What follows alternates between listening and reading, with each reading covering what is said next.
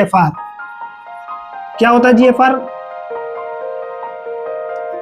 Rate, यानी कि कितना ब्लड फिल्टर होके हमारे कितनी यूरिन बनेगी, यही होता है जीएफआर, यानी कि ग्लोमेरुलर फिल्ट्रेशन रेट, यानी कि हमारे यहाँ से कितना ब्लड फिल्टर हो जाएगा। एक्चुअली यूरिन बनेगी वो तो बाद का प्रोसेस है, बट कितना ब्लड फिल्टर होके इसमें फिल्टर आउट बाहर निकलेगा, यानी कि कितना फिल्ट्रेट इसमें निकलेगा, उसी को हम कहते हैं ग्लोमेरुलर फिल्ट्रेशन रेट। ये कम हो जाएगा अगर हमारी बॉडी का ब्लड वॉल्यूम, यानी कि हमारी बॉडी में खून कम है, यहाँ पर प्रेशर कम होने से ये कम होगा। तो हमें क्या फर्क पड़ना चाहिए? ये कम होता है तो हो जाए, किडनी कम यूरिन बना लेगी, क्या दिक्कत आ जाएगी? यही सबसे बड़ी प्रॉब्लम है। कम यूरिन बनना अलग चीज है, कम यूरिन तो रास के बाद भी बनेगी।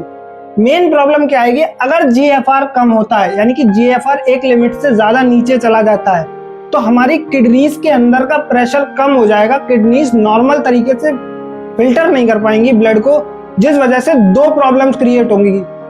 कौन कौन सी दो मेन प्रॉब्लम क्रिएट होंगी? पहला, किडनी नॉर्मल फंक्शन नहीं कर पाएगी, किडनी का नॉर्मल फंक्शन, अगर मैं इसको मिटा दूं, glomerular filtration rate, normal function kidney का नहीं होगा। क्लियर? यानी कि किडनी फेलियर हो सकती है। इसमें क्या हो सकता है? हमें किडनी फेलियर, अगर जीएफआर कम होता है। दूसरी क्या चीज होगी? क्योंकि जीएफआर कम हो गया, ब्लड सही से फिल्टर नहीं हो रहा, ब्लड फिल्टर होते वक्त जितनी भी गंदगी हमारे ब्लड में होती है एक्चुअली वो निकलती है।